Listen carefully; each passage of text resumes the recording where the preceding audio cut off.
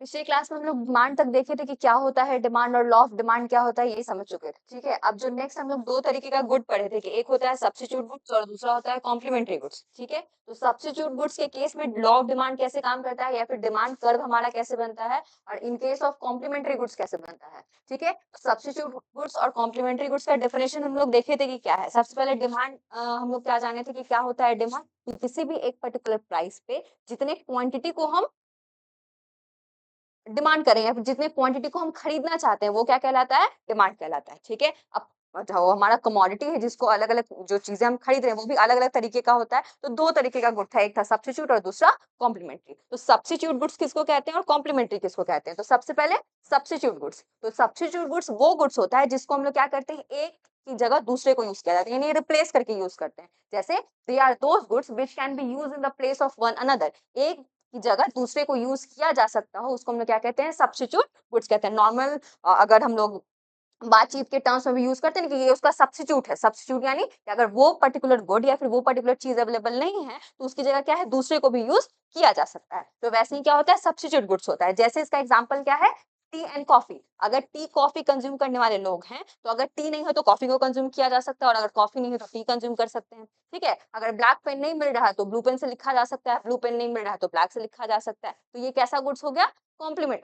Substitute goods हो गया, यानी एक की जगह दूसरे को यूज किया जा सकता है। ठीक है, अब नेक्स्ट क्या है, कॉम्प्लीमेंट्री गुड्स। कॉम्प्लीमेंट्री गुड्स क्या होता है, जिसको साथ में यूज करते हैं। ठीक है, जो एक दूसरे को कॉम्प्लीमेंट करता हो। ठीक है, तो क्या है, they are those goods which are used together to satisfy a particular want. जब एक पर्टिकुलर वांट को सैटिस्फाई करने के लिए दो गुड्स का साथ में कंजम्पशन कर रहे हो तो वो दोनों गुड्स कैसा गुड्स कहलाएगा, कि कॉम्प्लीमेंट्री है। बोलते नहीं कॉम्प्लीमेंट कर रहा है एक दूसरे को, तो कॉम्प्लीमेंट करने का मतलब क्या है कि दोनों साथ में यूज किया जा रहा है। तो वैसा जैसे T and sugar, T sugar कैसा गुड है, कॉम्प्लीमेंट्री गुड है, क्योंकि चीनी है तो फिर चाय में यूज करेंगे ही, और चाय बिना चीनी का बनता नहीं है इन नॉर्मल केस। ठीक है, अगर शुगर नहीं है तो फिर तो चाय बिना चीनी का तो बनेगा नहीं। ठीक है, तो ये कैसा गुड हो गया, यानी दो गुड। जैसे कार एंड पेट्रोल, कार है तो पेट्रोल का यूज करेंगे ही, और पेट्रोल कार में यूज किया जाता है। यहाँ पे क्या है कि वो कैसा होता है हमारा, कि दोनों कॉम्प्लीमेंट्री गुड है। अब डिमांड कर कैसा होता है, अपवर्ड या डाउनवर्ड।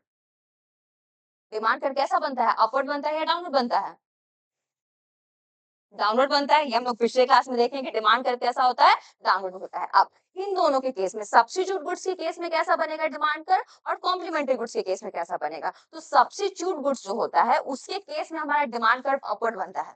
ठीक है, ऐसे डिमांड कर्व जनरली होता कैसा है, लो होता है, डाउनवर्ड होता है। क्यों, क्योंकि अगर प्राइस बढ़ेगा तो डिमांड को हम लोग क्या कर देते हैं, कम कर देते हैं, और अगर प्राइस घटता है तो डिमांड को बढ़ा दिया जाता है, यानी दोनों अपोजिट डायरेक्शन में मूव कर रहा है, और अपोजिट डायरेक्शन में मूव करना है तो कर्व कैसा बनेगा, डाउनवर्ड बनेगा। ठीक है, लेकिन सब्स्टिट्यूट गुड्स के केस में क्या होता है कि डिमांड कैसा बनता है, डिमांड कर्व कैसा बनता है हमारा, कैसा बन रहा है, अपवर्ड बन रहा है। क्यों अब अपवर्ड बनता है, तो इसको हम लोग समझते हैं कि ये अपवर्ड क्यों बनता है। अब देख क्या बोल रहे हैं कि सब्स्टिट्यूट गुड्स का एग्जांपल क्या है, T and coffee.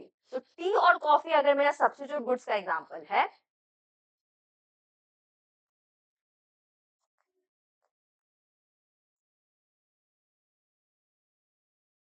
T and coffee क्या है, सब्स्टिट्यूट गुड्स का एग्जांपल है। तो हम क्या करेंगे, टी के प्राइस को लेते हैं और कॉफी के क्वांटिटी डिमांड को लेते हैं। ठीक है, ऐसे ही, क्योंकि डिमांड अगर कर रहे हैं तो एक का प्राइस होगा और दूसरे का क्वांटिटी होगा। ठीक है, पहले हम लोग क्या कर रहे हैं, टी एंड कॉफी दो कमोडिटी है तो टी के प्राइस को चेक कर रहे हैं कि टी का प्राइस अगर चेंज होता है तो कॉफी के क्वांटिटी में क्या असर पड़ता है, ये देखा जा सकता है। आप समझो, दो केस है, या तो टी का प्राइस बढ़ेगा, ठीक है, या तो टी का प्राइस क्या हो सकता है, घट सकता है। ये दो केस है हमारे पास, कि टी का प्राइस बढ़ जाएगा या फिर टी का प्राइस कम होगा। ठीक है, अब अगर टी का प्राइस में इंक्रीज आ जाए, यानी कि चाय का दाम बढ़ जाए, तो हम लोग किस पे शिफ्ट हो जाएंगे, कॉफी पे शिफ्ट होंगे। ठीक है, अब मेरे पास इनकम जितना होगा और एक चीज मेरे लिए बहुत महंगी हो गई तो उसका सब्स्टिट्यूट ढूंढेंगे ना। जैसे मान के चलो कि पेट्रोल बहुत महंगा हो गया तो हम लोग सब्स्टिट्यूट ढूंढते हैं ना, कि अगर पास में ही जाना है तो पैदल चले जाते हैं। ठीक है, अगर उतनी दूर नहीं जाना है तो कार का यूज की जगह बाइक का यूज करें ताकि कम पेट्रोल यहाँ पे खर्च हो। ठीक है, सब्स्टिट्यूट ढूंढते हैं। तो वैसे ही अगर टी का प्राइस बहुत ज्यादा होगा तो हम लोग सब्स्टिट्यूट क्या करेंगे, कॉफी से सब्स्टिट्यूट करेंगे टी को। तो कॉफी के क्वांटिटी पे क्या असर पड़ेगा, कॉफी का डिमांड भी बढ़ेगा, क्योंकि टी का प्राइस बढ़ गया इस वजह से कॉफी का क्या हो रहा है, डिमांड बढ़ रहा है। तो दोनों क्या हो रहा है, इंक्रीजिंग हो रहा है, यानी सेम डायरेक्शन में मूव कर रहा है। ठीक है, वैसे ही अगर टी का प्राइस घट रहा है तो कॉफी का डिमांड क्या होगा, वो भी घटेगा। क्यों? क्योंकि टी अब सस्ता है, तो जो टी कंज़्यूम करने वाले लोग थे, वो टी का ही डिमांड करेंगे, कॉफ़ी का डिमांड नहीं करेंगे और कॉफ़ी का डिमांड नहीं करेंगे, तो उसका क्या होगा क्वांटिटी कम हो जाएगा। यानी कि सब्स्टिट्यूट गुड्स के केस में प्राइस और क्वांटिटी के बीच कैसा रिलेशन होता है? पॉजिटिव रिलेशन होता है। यानी कि अगर प्राइस सब्स्टिट्यूट गुड्स का बढ़ेगा, तो क्वांटिटी डिमांडेड क्या होगा? उसका फिर बढ़ेगा। अगर प्राइस घटेगा, तो क्वांटिटी डिमांड भी क्या होगा? घटेगा। ठीक है? इस वजह से ऐसे जनरली डिमांड कर्व डाउनवर्ड होता है, लेकिन इन case of substitute goods demand curve कैसा बनता है हमारा? अपवर्ड बनता है। क्यों? क्योंकि दोनों कैसे मूव कर रहा है? सेम ही डायरेक्शन में मूव करता है। क्लियर है? तो अगर डिमांड कर्व को अपवर्ड देखो, तो ये मत समझना कि गलत है। ठीक है? सही हो सकता है। किस केस में? सब्स्टिट्यूट गुड्स के केस में। अगर सब्स्टिट्यूट गुड्स होगा, तो डिमांड कर्व कैसा बनेगा? हमारा सब्स्टिट्यूट गुड्स का केस हो गया। नेक्स्ट है हमारा कॉम्प्लीमेंट्री गुड। कॉम्प्लीमेंट्री गुड में क्या बोल रहे हैं कि दोनों को साथ में यूज किया जाता है। तो अगेन इसका भी देखते हैं। जैसे इसका एग्जांपल हम लोग ले रहे हैं टी एंड शुगर। तो अब देखो, टी का अगर प्राइसेस जो है वो बढ़ गया, टी का प्राइस क्या हो गया? बढ़ा। तो टी के प्राइस बढ़ने के कारण अब टी कंज्यूम करना हमारे लिए महंगा होगा। ठीक है? तो क्या शुगर की डिमांड पे क्या इफेक्ट पड़ेगा?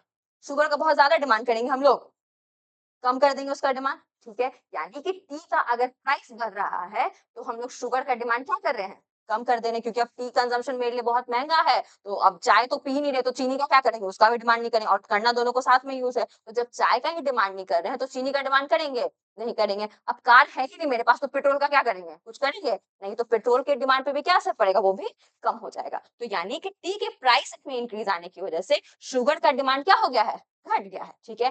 वैसे ही अगर टी का प्राइस क्या हो जाएगा? घट जाएगा। ठीक है? यानी चाय हमारे लिए क्या हो गई? सस्ती हो गई। तो चाय अगर सस्ता हो गया है, इट मीन्स इसका कंजम्पशन ज्यादा करेंगे। कंजम्पशन ज्यादा करेंगे, तो शुगर का डिमांड क्या होगा? बढ़ेगा। ठीक है? तो दोनों कैसे डायरेक्शन में मूव कर रहा है? ऑपोजिट डायरेक्शन में मूव कर रहा है। एक का प्राइस बढ़ रहा है, तो दूसरे का डिमांड घट जा रहा है। एक का प्राइस घट रहा है, तो दूसरे का डिमांड बढ़ जा रहा है। तो इस वजह से जो हमारा कॉम्प्लीमेंट्री गुड्स होता है, उसका डिमांड कर्व कैसा बनता है? डाउनवर्ड बनता है। क्लियर है? क्लियर है? डाउनवर्ड कब बन रहा है, अपवर्ड कब बनता है, ये तो क्लियर है कि डाउनवर्ड तब बनेगा जब दोनों जो वेरिएबल है वो अपोजिट डायरेक्शन में मूव करेगा। एक बढ़ेगा, दूसरा घटेगा, तब डाउनवर्ड मूव करेगा। दोनों अगर सेम डायरेक्शन में मूव कर रहा, दोनों बढ़ रहा हो, दोनों घट रहा हो, तब क्या होगा? अपवर्ड बनता है। ठीक है? तो अब समझ में आ रहा है कि कब डिमांड कर्व अपवर्ड बनेगा और कब डिमांड कर्व डाउनवर्ड बनेगा। इन केस ऑफ सब्स्टिट्यूट गुड्स कैसा बनेगा? डाउनवर्ड की अपवर्ड? अपवर्ड बनेगा। जब कॉम्प्लीमेंट्री गुड का केस होगा, तब डिमांड कर्व कैसा बनेगा? डाउनवर्ड बनेगा। क्लियर है ये चीज? ये क्लियर है? तो दो तरीके का गुड्स हम लोग देखे, क्या है हमारा? एक है कॉम्प्लीमेंट्री गुड और दूसरा है सब्स्टिट्यूट गुड्स। तो कॉम्प्लीमेंट्री गुड्स के केस में डिमांड कर्व डाउनवर्ड होता है, और सब्स्टिट्यूट गुड्स के केस में डिमांड कर्व अपवर्ड बनता है। इसको बनाइए, दोनों केस लिखिए। एक है हमारा सब्स्टिट्यूट गुड्स और दूसरा है कॉम्प्लीमेंट्री गुड्स।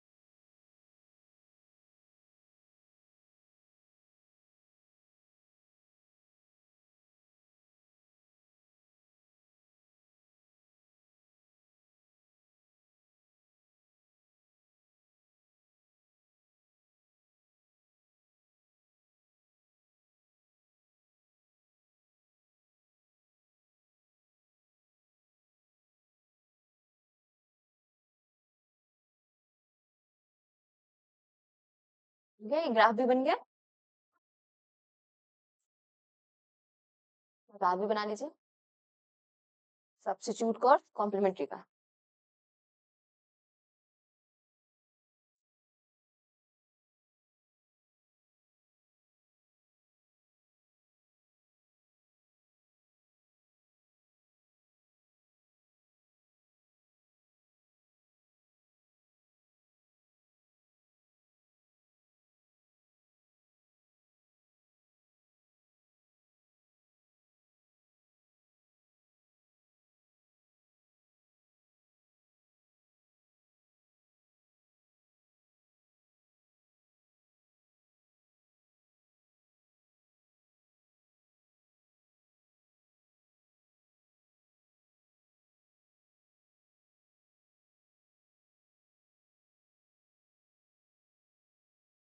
ठीक है, बन गया सबका?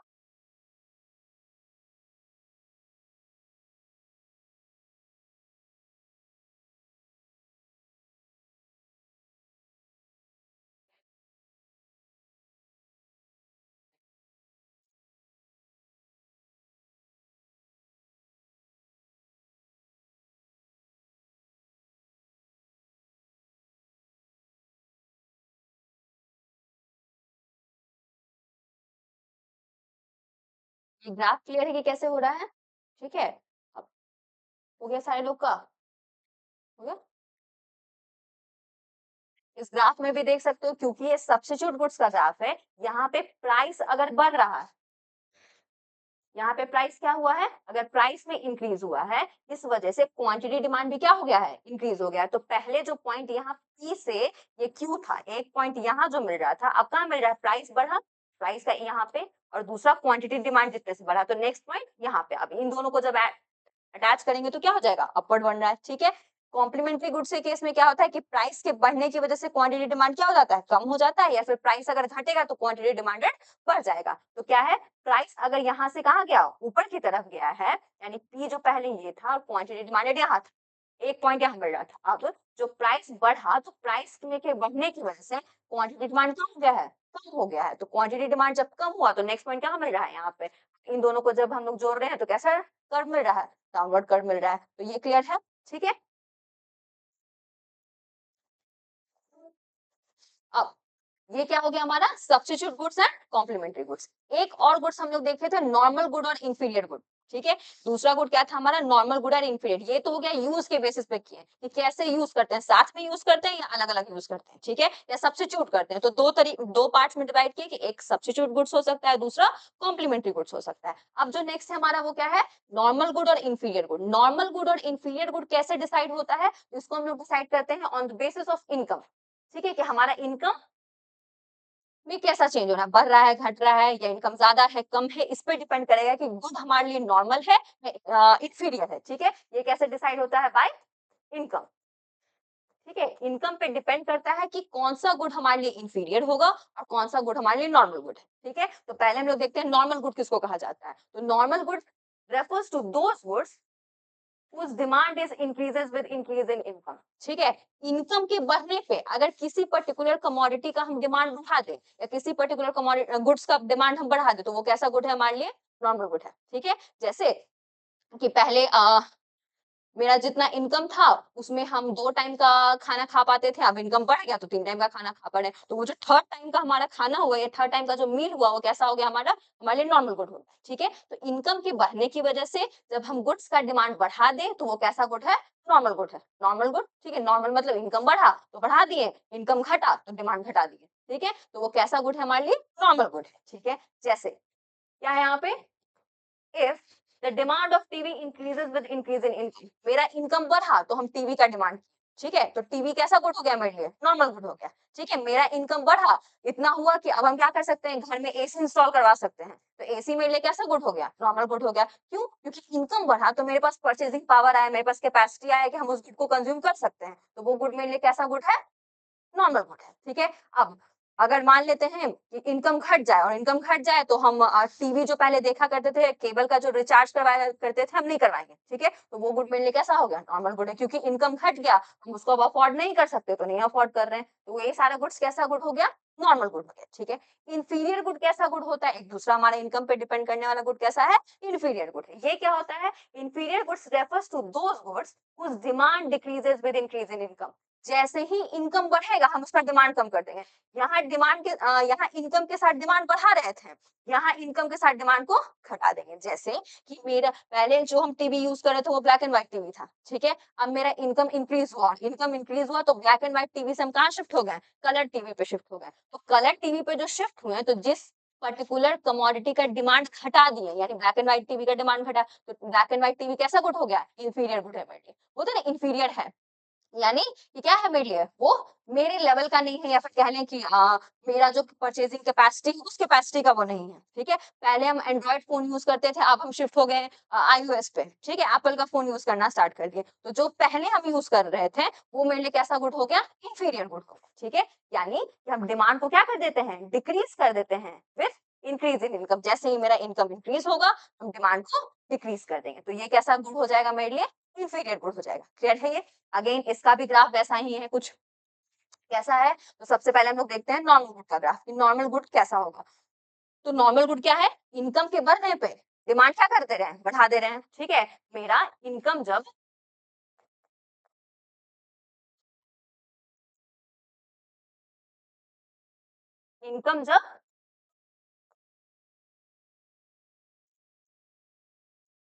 इनकम जब बढ़ रहा हो,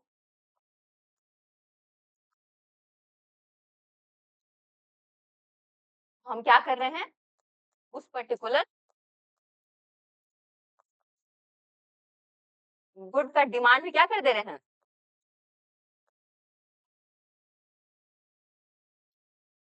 उस पर्टिकुलर कमोडिटी का डिमांड भी बढ़ा दे रहे हैं। तो वो कैसा गुड हो गया मेरे लिए?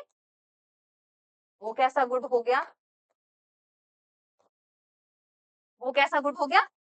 नॉर्मल गुड हो गया कि इनकम बढ़ा तो डिमांड बढ़ गया। वैसे ही इनकम अगर क्या होगा? थम जाएगा तो डिमांड हम क्या करेंगे? घटा देंगे। तो दोनों जब सेम डायरेक्शन में मूव कर रहा है यानी कि ग्राफ कैसा बनना चाहिए? या फिर कर्व कैसा बनेगा? अपवर्ड बनेगा मेरा, ठीक है? क्योंकि दोनों क्या हो रहा है? सेम ही डायरेक्शन में मूव कर रहा है। तो तो नॉर्मल गुड्स के केस में जो डिमांड कर्व है वो कैसा होता है? अपवर्ड होता है, ठीक है? इस केस में नॉर्मल गुड्स का जब केस होगा तो डिमांड कर्व कैसा बनेगा? अपवर्ड बनेगा। क्यों? क्योंकि इनकम के बढ़ने पे हम डिमांड भी बढ़ा देते हैं और इनकम घटता है तो डिमांड क्या करते हैं? घटा देते हैं। तो ये कैसा गुड हो जाएगा मेरे लिए? नॉर्मल गुड है ये, ठीक है? तो नॉर्मल गुड का जो ग्राफ है वो कैसा बनेगा?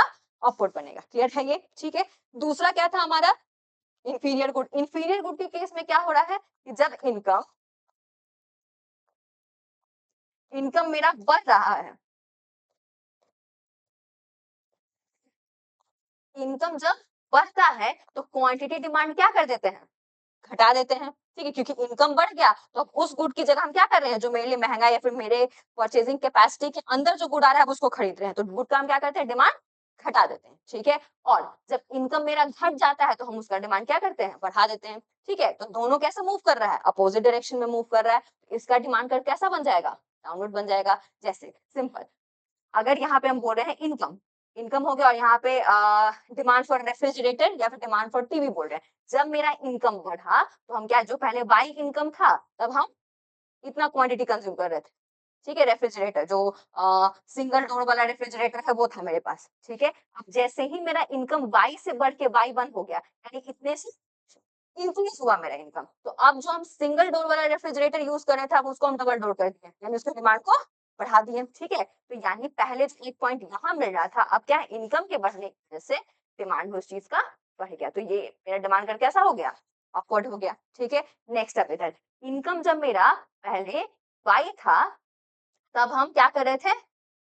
सिंगल डोर रेफ्रिजरेटर का यूज़ कर रहे थे यहाँ पे। एक ये हो गया, ठीक है? अब क्या है इनकम जैसे ही बढ़ा, तो सिंगल डोर रेफ्रिजरेटर का डिमांड अब क्या हो जाएगा? कम हो जाएगा ना। अब उसका डिमांड तो नहीं करेंगे, अब जो उससे थोड़ा लग्ज़रियस होगा या डबल डोर होगा, ट्रिपल डोर होगा या जो भी रहता है बड़ा वाला रेफ्रिजरेटर उसका यूज़ करेंगे, ठीक है? अब इस सिंगल डोर का रेफ्रिजरेटर का डिमांड क्या होगा? घट जाएगा। तो पहले जो Q कर रहे थे अब वो घट के Q1 हो जाएगा, ये यहाँ चला आएगा। तो एक पॉइंट कहाँ मिलेगा? यहाँ पे। अब इन दोनों को जब जोड़ेंगे तो डिमांड कर्व कैसा हो जाएगा? डाउनवर्ड हो जाएगा। तो इन case of normal good demand curve upward बनता है, इन case of inferior good demand curve downward बनता है। क्लियर है ये? दोनों क्लियर है कि कैसा बनेगा, कौन से केस में डिमांड कर्व कैसा होता है। ऐसे जनरली लॉ ऑफ डिमांड के अंडर डिमांड कर्व कैसा होगा? डाउनवर्ड होगा। ठीक है, जब भी लॉ ऑफ डिमांड के बारे में बात करेंगे तो डिमांड कर्व कैसा बनता है? डाउनवर्ड बनता है। लेकिन दो स्पेशल केस है जिसमें क्या होगा कि डिमांड कर्व हमारा अपवर्ड बनेगा। पहला केस क्या है? पहला केस क्या है? सब्स्टिट्यूट गुड्स के केस में डिमांड कर्व कैसा बनेगा? अपवर्ड बनेगा। और दूसरा क्या है? इन केस ऑफ नॉर्मल गुड, जब नॉर्मल गुड होगा तो डिमांड कर्व अपवर्ड बनता है। यही दो केस है जहाँ पे क्या है कि डिमांड कर्व अपवर्ड बन रहा है। बाकी सारा जो सिचुएशन है, फिर और भी एक्सेप्शन है जहाँ पे लॉ ऑफ डिमांड एग्जिस्ट नहीं करता है, या फिर ऐसे गुड्स हैं जहाँ पे डिमांड कर्व अपवर्ड बनेगा। लेकिन अभी इतना है कि नॉर्मल गुड के केस में और सब्स्टिट्यूट गुड्स के केस में डिमांड अपवर्ड बनेगा। मेरा क्लियर है ये? ठीक है, इसको नोट डाउन कर लीजिए। नॉर्मल गुड और इंफीरियर।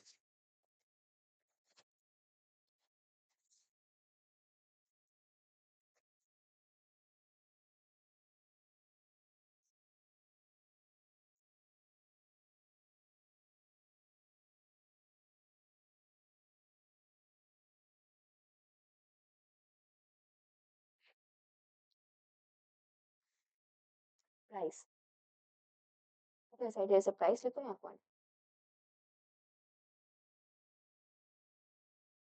अच्छा, ये नॉर्मल गुड ना इनकम होगा ना, इनकम।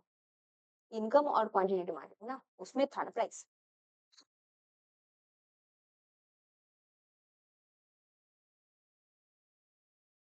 ठीक है, अभी तक हम लोग जो देखे वो क्या था? डिमांड। ठीक है, कि डिमांड क्या है, डिमांड में पढ़े कि लॉ ऑफ डिमांड क्या होता है, कितने अलग तरीके का गुड्स होता है, उसका डिमांड कर्व कैसा बनता है, या लॉ ऑफ डिमांड क्या स्टेट करता है, ये सब कुछ हम लोग देखे। ठीक है, अब जो नेक्स्ट है वो हम लोग को क्या देखना है? Elasticity of demand. ठीक है, इलास्टिसिटी वर्ड का मतलब क्या होता है? अपन सुने होंगे कि इलास्टिक। ठीक है, तो इलास्टिक वर्ड का मतलब क्या होता है? कितना फ्लेक्सिबल है। ठीक है, बोलते हैं कि बहुत इलास्टिक है। इलास्टिक मीन्स की क्या? बहुत फ्लेक्सिबल है। तो कितनी फ्लेक्सिबिलिटी है, कितनी फ्लेक्सिबिलिटी है डिमांड में। क्योंकि अभी जो हम लोग डिमांड कर रहे थे, उस डिमांड में बस हम लोग ये पढ़ रहे थे कि प्राइस हमारा बढ़ रहा है तो क्वांटिटी डिमांडेड क्या हो रहा है? घट रहा है। ठीक है, या प्राइस हमारा क्या हो जा रहा है? घट जा रहा है तो क्वांटिटी डिमांड क्या हो रहा है? बढ़ जा रहा है। या फिर अगर सब्स्टिट्यूट गुड्स का केस है तो प्राइस अगर बढ़ता है तो क्वांटिटी डिमांड भी क्या हो जा रहा है? बढ़ जा रहा है। प्राइस अगर घट रहा है तो क्वांटिटी डिमांड भी क्या हो जा रहा है? घट जा रहा है। यही पढ़ रहे थे। ठीक है, लेकिन क्या कहीं इस चीज का जिक्र हुआ कि कितने परसेंट से प्राइस बढ़ेगा, या कितना प्राइस बढ़ेगा तो कितना क्वांटिटी डिमांड बढ़ जाएगा? ऐसा भी तो कुछ होता होगा ना कि अगर 10% से प्राइस बढ़ रहा है तो क्वांटिटी डिमांड पे कितना असर पड़ेगा? होता होगा। जैसे सिंपल मार्केट में अगर देखते हैं तो उस मार्केट में देखते हैं कि 50% डिस्काउंट, तो 50% अगर डिस्काउंट मिल रहा है तो क्वांटिटी डिमांड में भी तो कुछ परसेंट से चेंज आ रहा होगा। तो अभी तक जितना भी हम लोग पढ़े उसमें परसेंटेज या फिर किसी क्वांटिटेटिव टर्म का जिक्र नहीं था, यानी क्वांटिटी का हम लोग जिक्र नहीं कर रहे थे कि कितने से बढ़ेगा, कितना से घटेगा, इस चीज का जिक्र नहीं किया। हाँ, बस ये जाने, नेचर जाने एक तरीके का कि प्राइस के बढ़ने घटने का क्वांटिटी डिमांड पे क्या असर पड़ता है, या फिर जो हमारा सब्स्टिट्यूट और नॉर्मल गुड था उसमें क्या होता है, ये चीज देखिए। ठीक है, तो जो हमारा इलास्टिसिटी ऑफ डिमांड चैप्टर है वो इस चीज को बताता है कि कितने परसेंट से प्राइस में चेंज आने की वजह से क्वांटिटी डिमांड कितने परसेंट से चेंज होगा, यानी परसेंटेज, यानी कौन से टर्म्स में हम लोग इसको पढ़ते हैं? न्यूमेरिकल टर्म्स में। अभी तक मैं बस उसका नेचर जान रहे थे कि क्या है कैसा है। अब हम लोग न्यूमेरिकली पढ़ेंगे। जैसे सिंपल कि प्राइस में 10% की चेंज आने की वजह से क्वांटिटी डिमांड 5% से चेंज हो गया। ठीक है, प्राइस 10% से बढ़ा तो क्वांटिटी डिमांड 20% से घट गया। ठीक है, प्राइस 10% से घट गया तो क्वांटिटी डिमांड क्या हो गया कि 5% से बढ़ गया। ठीक है, तो परसेंटेज का टर्म्स यानी न्यूमेरिकल टर्म्स में, क्वांटिटेटिव टर्म्स में क्या पढ़ेंगे हम लोग? अब इलास्टिसिटी ऑफ डिमांड को देखिए। क्लियर है ये? ठीक है, कि इलास्टिसिटी ऑफ डिमांड क्या है? तो ये क्वांटिटेटिव टर्म्स में डिमांड को बढ़ता है, यानी कितनी परसेंटेज से प्राइस में चेंज आने की वजह से, चेंज में बढ़ भी सकता है और घट भी सकता है। ठीक है, तो परसेंटेज से प्राइस में चेंज आने की वजह से क्वांटिटी डिमांड पे कितने परसेंट का असर पड़ रहा है, ये कौन बताता है हमको? इलास्टिसिटी ऑफ डिमांड बताता है। क्लियर है ये? ठीक है, तो अब इसको देखते हैं कि इलास्टिसिटी ऑफ डिमांड होता क्या है। तो जब इलास्टिसिटी ऑफ डिमांड के बारे में बात करें तो elasticity of demand goes beyond the basic law of demand to measure the extent to which the quantity demanded of a commodity changes in response to the change of its price। यानी ये क्या है, law of demand के beyond बात करता है। Law of demand तो simple बता दिया कि हाँ प्राइस कम होगा तो डिमांड ज्यादा करेंगे, प्राइस ज्यादा होगा तो डिमांड कम करेंगे। ये उसके बियॉन्ड यानी कि कितने से चेंज होगा तो कितने का असर पड़ेगा क्वांटिटी डिमांड पे, प्राइस कितने से घटेगा तो कितने से क्वांटिटी डिमांड बढ़ जाएगा, प्राइस कितने से बढ़ेगा तो कितने से क्वांटिटी डिमांड घट जाएगा। ये कौन बताता है, इलास्टिसिटी ऑफ डिमांड बताता है। क्लियर है, इलास्टिसिटी ऑफ डिमांड क्या बता रहा है, तो न्यूमेरिकली ये बता रहा है कैसा, तो क्वांटिटी डिमांड में जो चेंज आ रहा है वो कितने परसेंट का चेंज है due to change in price, price में चेंज आने की वजह से। क्लियर है ये, बोलो क्लियर है कि इलास्टिसिटी ऑफ डिमांड क्या होता है। अब ये जो इलास्टिसिटी ऑफ डिमांड होता है बहुत तरीके का होता है, ठीक है, जैसे प्राइस इलास्टिसिटी ऑफ डिमांड होता है, क्रॉस इलास्टिसिटी ऑफ डिमांड होता है, इनकम इलास्टिसिटी ऑफ डिमांड होता है। ठीक है, बेसिकली कितने तरीके का होता है, 3 तरीके का इलास्टिसिटी ऑफ डिमांड होता है।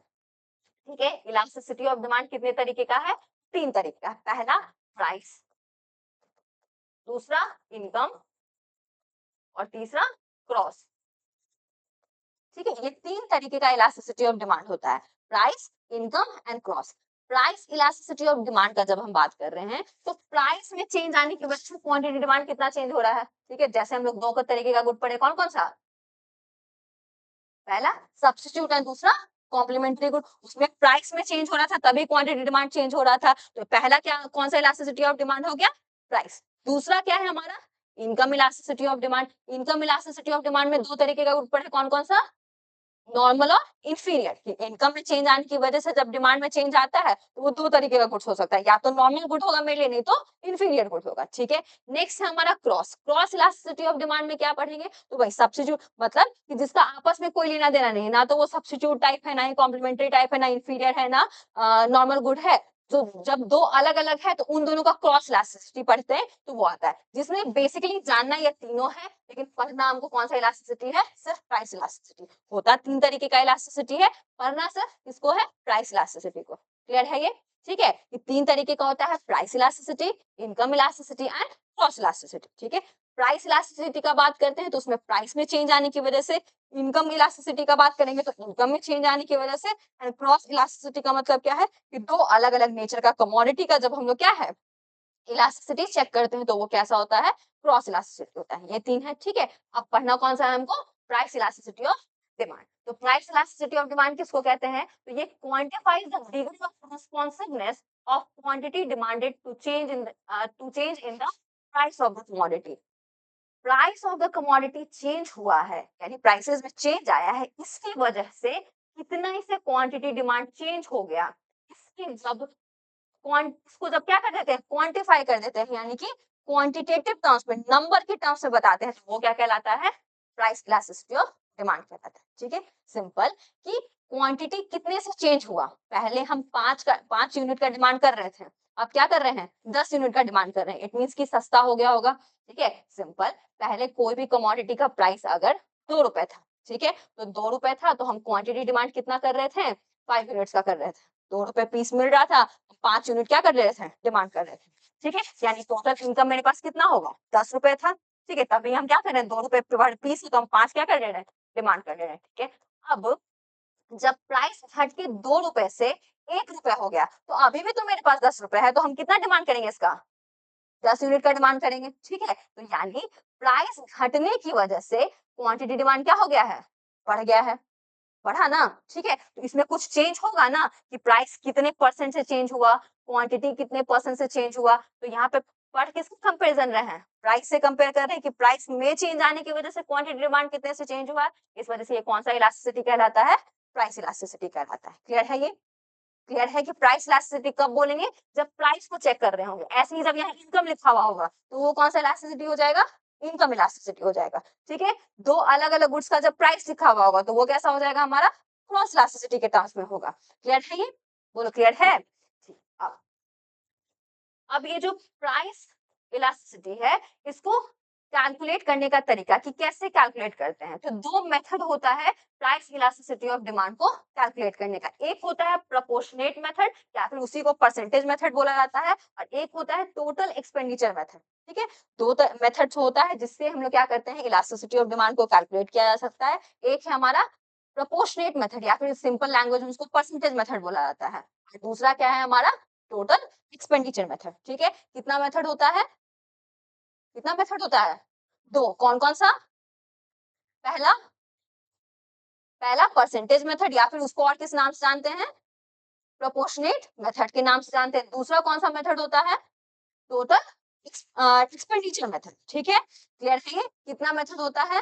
फिर से बोलो, कितना मेथड होता है, दो मेथड होता है। पहला परसेंटेज मेथड या फिर प्रोपोर्शनेट मेथड और दूसरा टोटल एक्सपेंडिचर मेथड। पढ़ना कौन सा मेथड है, ऐसे तो दो मेथड होता है, ये जानना है हमको। कैलकुलेट करना किससे सीखना है, प्रोपोर्शनेट मेथड से या फिर परसेंटेज मेथड से। ठीक है, जब कैलकुलेट करने आएगा, इसमें न्यूमेरिकल्स बनाते हैं हम लोग, तो जब कैलकुलेट करने आता है तो कौन से मेथड का यूज करना है, प्रोपोर्शनेट या फिर परसेंटेज मेथड का। ठीक है, अब परसेंटेज मेथड में हम लोग बेसिकली करते क्या है, तो परसेंटेज चेंज निकालते हैं। नाम ही है परसेंटेज मेथड या फिर प्रोपोर्शनेट मेथड बोल रहे हैं, तो कितने प्रोपोर्शन से चेंज हुआ है इसका बस परसेंटेज निकाल देते हैं, वो हमको क्या है उससे कैलकुलेट कर सकते हैं। अब this method calculates elasticity by comparing the percentage change in quantity demanded. ठीक है, कि कितने परसेंट से क्वांटिटी डिमांड चेंज हुआ है, the percentage change in quantity demand to the percentage change in price, और प्राइस में कितने परसेंट से चेंज आया, बस यही करते हैं। ठीक है, दोनों में जैसे अभी बात किए थे कि 1 रुपए से बढ़ के प्राइस 2 रुपए हो गया या 2 रुपए से घट के 1 रुपए हुआ, तो कितने परसेंट का चेंज आया, 1% का चेंज आया। प्राइस पहले 2 रुपए था, ठीक है, 2 रुपए से घट के 1 रुपए हो गया प्राइस, तो कितने परसेंट से चेंज आया, कितने परसेंट का चेंज है, बोलो, 50% का, 100% का चेंज आया। ठीक है, पहले 1 रुपए था या पहले 2 रुपए था, उससे घट के क्या हो गया, 1 रुपए हो गया, तो कितने परसेंट का चेंज है, 100% का चेंज आया है। ठीक है, जितना था उतने ही से और बढ़ गया, तो 100% चेंज हो गया ना। ठीक है, अब वैसे ही अगर क्वांटिटी डिमांड पहले कितना था, 5 यूनिट्स का कर रहे थे और प्राइस घटने की वजह से आप कितने करने लगे, 10 यूनिट्स का करने लगे, तो कितने परसेंट से चेंज आया, अब बताओ कितने परसेंट से चेंज आया, बोलेगा ही नहीं कोई। पहले 5 यूनिट्स का डिमांड हो रहा था, ठीक है, अब कितने का कर रहे हैं, 10 यूनिट्स का कर रहे हैं, कितने परसेंट का चेंज है, 100% का चेंज है, ये भी 100% का चेंज है। यानी प्राइस जब मेरा 100% से डिक्रीज हुआ, तो हम क्वांटिटी डिमांड भी कितने परसेंट से बढ़ा दिए, 100% से बढ़ा दिए। समझ में आ रहा है, बोलो समझ में आ रहा है। ठीक है, तो वही चीज यहाँ पे हम लोगों को देखना है, कैसे परसेंटेज निकाल के, सिंपल। तो परसेंटेज जो निकालेंगे वो क्या क्या कहलाएगा, मेरा परसेंटेज मेथड कहलाएगा। क्लियर है? अब सिंपल फॉर्मूला याद करने का क्या तरीका है, ऊपर लिखेंगे क्वांटिटी डिमांड और नीचे क्या होगा, प्राइस होगा। ठीक है, ऊपर क्या लिखेंगे, percentage change in quantity demanded, और नीचे लिखेंगे परसेंटेज चेंज इन प्राइस। ठीक है, ऊपर क्या लिखेंगे, न्यूमरेटर में क्या लिखेंगे, percentage change in quantity demanded. ठीक है, और नीचे क्या लिखेंगे, परसेंटेज चेंज इन प्राइस। ठीक है, तो पहले पहले लिखिए इस मेथड को, पहले प्राइस इलास्टिसिटी ऑफ डिमांड क्या होता है, और इसका दो मेथड होता है, और उन दो मेथड का फॉर्मूला लिखिए। सबसे पहले प्रोपोर्शनेट चेंज का मेथड,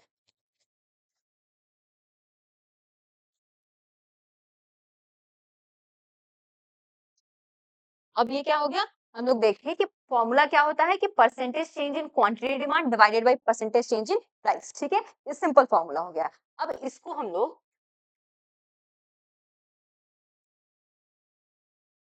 इस तरीके से, इलास्टिसिटी ऑफ डिमांड क्या बोल रहे हैं, परसेंटेज चेंज इन